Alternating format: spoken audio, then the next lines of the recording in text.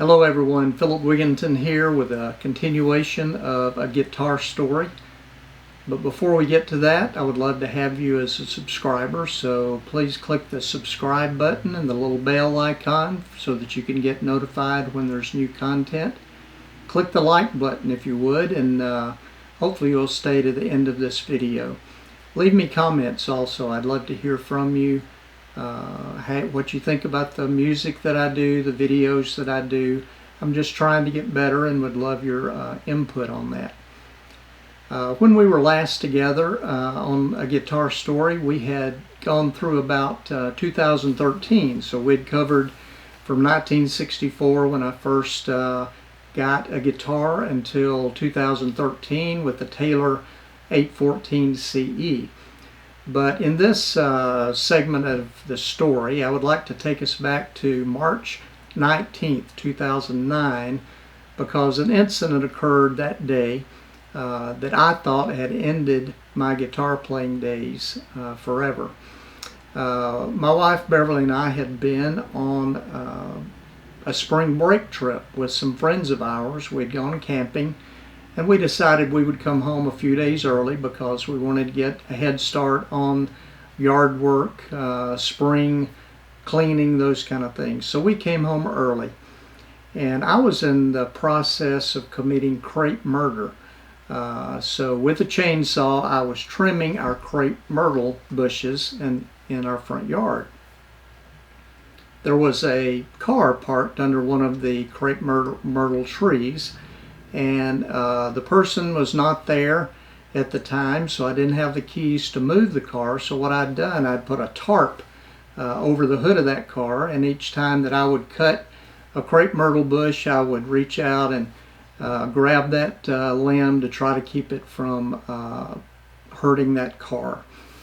Well, as fate would have it, one of the times that I went to do that, the chainsaw somehow got into my left hand and cut this left index finger about halfway through and about halfway around. It was a devastating injury. I went to the emergency room, of course. They sewed the wound up, and then a few days later I had an appointment with a hand surgeon who went in to repair the hand. And the injury was such that the ends of the nerves had retreated this side back up into the palm of my hand, and then on this side up into the finger. So the surgeon had to bring those nerve endings together, reattach them, and then I had to wear my hand in a brace for a long time, for months. I don't remember exactly how long. And so after the brace was taken off, little by little, I was able to open that hand, and the surgeon had told me that if I just tapped starting at the incision and then moving outward over time, that I could tell where the feeling from the nerves was being restored. And it took, I don't know how long, maybe 2-3 years, until little by little I could feel the response of the nerves back out to the end of the finger. And he told me I would recover use of that finger, but would never be like it was before. So after a while, a few years, I began to try to play the guitar again. And I could play the guitar, but that finger obviously was impaired. I would go to place it on a given fret, on a given string, and it wouldn't go to the place that I directed it. It would go somewhere else. I would have dead strings. I would have missing notes and chords, and it was very embarrassing if I was playing in public. But little by little, I began to be able to play better and better. Well, part of this story is that there was a guitarist, an Australian named Tommy Emmanuel, who was coming to play in Birmingham at a place called the Lyric Theater. It's a historic restored theater in downtown Birmingham. And my son Nathan and I got tickets and went to see Tommy Emmanuel. I knew the name, but I was not that familiar with Tommy Emmanuel. And in that concert, he was not only remarkable, he's probably the best, if not the best, fingerstyle guitarist in all the world. But I also noticed the guitar he was playing, and it was a Maton guitar, an M-A-T-O-N Maton guitar, and I've since learned made outside of Melbourne, Australia. And he was playing a custom made for him Maton guitar, but the sound of the guitar and all of that was so impressive. Well, this was on a Thursday night. It just so happened on Friday, the next day, my wife Beverly and I had a weekend trip planned to Nashville, Tennessee to celebrate my birthday.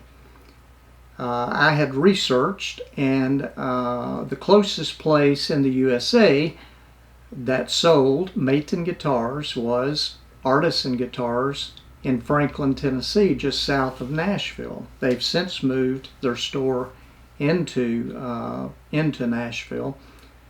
So I decided that we would go by and visit Maton Guitars at Artisan just to see the Maton guitars. Had no intention of buying one.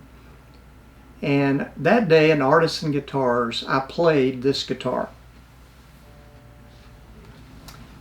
This is a Tommy Emmanuel signature Maton guitar called the EBG 808 model.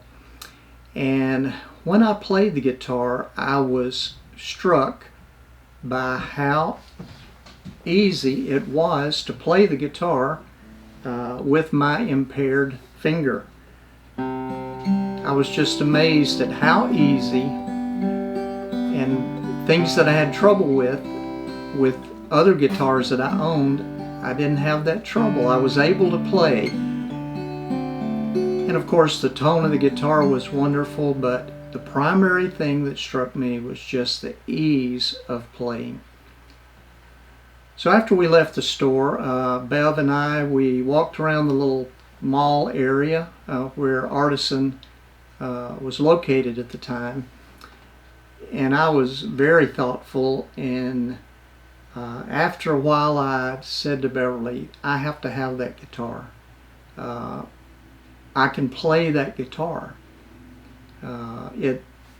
It's like my injured finger has been healed. And she, being the thoughtful, loving person that she is, she agreed. You have to have that guitar. So I brought home this Maton Guitars, this Maton EBG 808. And it wasn't just the ease of playing, but it also opened a whole new world of fingerstyle guitar. So this was about 2018, and I had never played fingerstyle guitar before. I always used a pick and strumming and some picking, but I never done fingerstyle guitar. So I began to learn fingerstyle guitar in April of 2018. I started watching Tommy Emmanuel videos and the videos of others who played fingerstyle. And it gave a whole new life to my guitar playing and music in general. It expanded the kinds of songs that I could learn and perform, and it's just been the last 3 years since I purchased this guitar. It has just been life-changing. The next year, in 2019, my love for Maton guitars had been ignited, and we went back to Artisan Guitars again, and I purchased this guitar, which is the Maton Messiah. It is the top of the line Maton guitar before you get into the custom shop guitars. It is just a beautiful dreadnought style guitar. It plays and sounds beautiful. I'll be using it on my next music video.